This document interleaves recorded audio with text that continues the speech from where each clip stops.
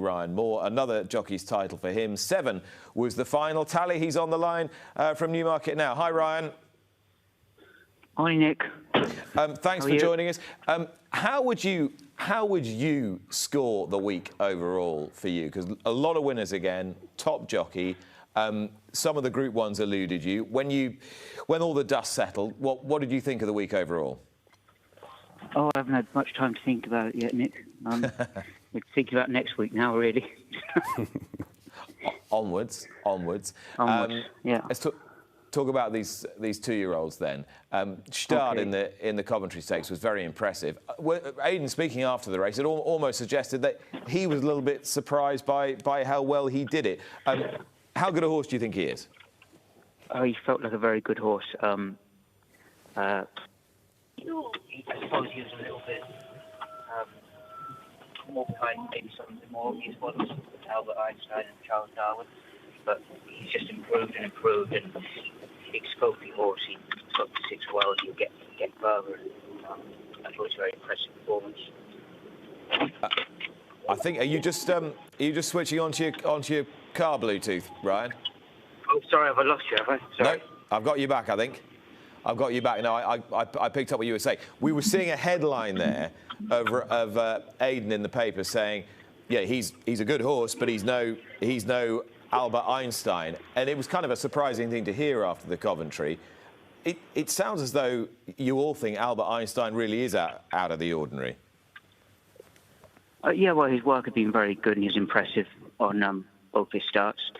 But I guess this horse he's probably maybe a slightly slow maturing horse, I suppose. But yeah, they're an exciting bunch. And look, this horse was impressive on the day, so the others have got to go out and do it now. Yeah, and physique-wise, he looks very impressive. Is he one of those that could just keep surprising people a little bit? Yeah, well, look, he's a substantial horse, and I couldn't have been more delighted with him on the day, really, Nick.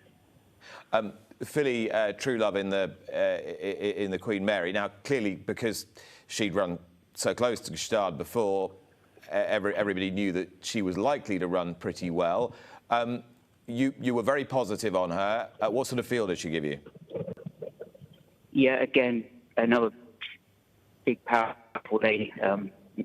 Never, and she ran very well today behind Jazz in a slowly run race, and obviously expected we haven't, but she can't against a good one, and she was a standout in the ring beforehand and at the start, and she just overpowered them really. Would she run a bit further, or is she all speed? Yeah, she'll definitely get 6. Okay, and Charles Darwin, he was as impressive as everyone anticipated going into the meeting, to be honest with you. How excited are you about what he could achieve for the rest of this season?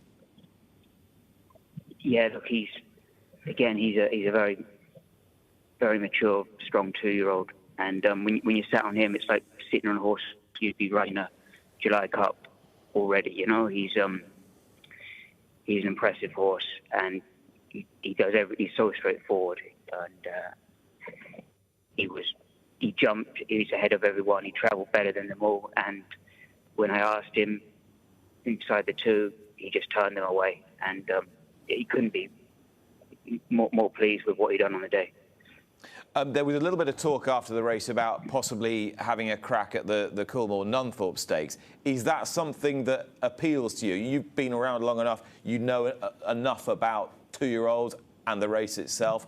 Does that feel like a good call to you? I don't know. I didn't hear any of that. So, I think they definitely towards Filly Acapulco. She was just touched off. Yeah, I suppose it's a possibility, but I don't know what the plan is there, Nick. But he has that maturity, did he? He has that sort of, you sort of feel like he's mature enough for a big test. Well, he's doing everything the way you'd like him to do at the moment. He's doing nothing wrong. He's fast. I think the time was good, so. Outside the two-year-olds this week, Ryan, which of your winners impressed you the most as a horse who could really keep moving forward?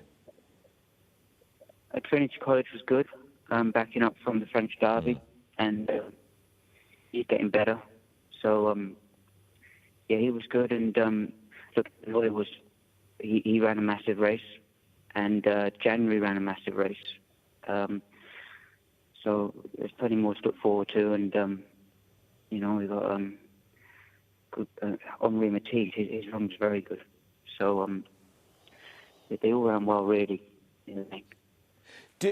I'd be fascinated in your perspective on the St James's Palace Stakes, because obviously we're trying to gauge just how good Field of Gold is, and you can provide a little bit of context.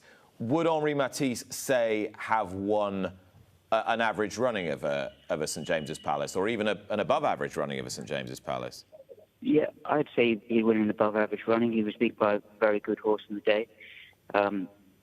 This horse is still getting better. He's a Wootton Bassett, and I don't think we've got to the bottom of him just yet.